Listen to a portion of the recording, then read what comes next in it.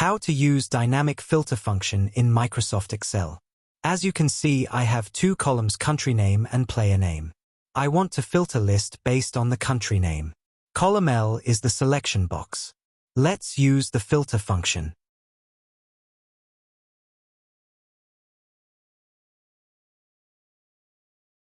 Type in your formula.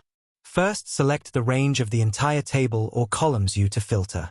Then select the column you want to apply the filter. This is the second argument in the formula.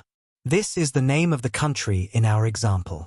Once completed, provide the cell reference where the user provide the selection. Last argument, return a value if the filter fails to find a value. The values are not visible. Let's just change the text color of the cell. Okay, now let's check our formula and perform the filter.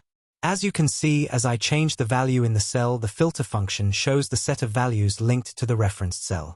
Pakistan, England, India, and so on.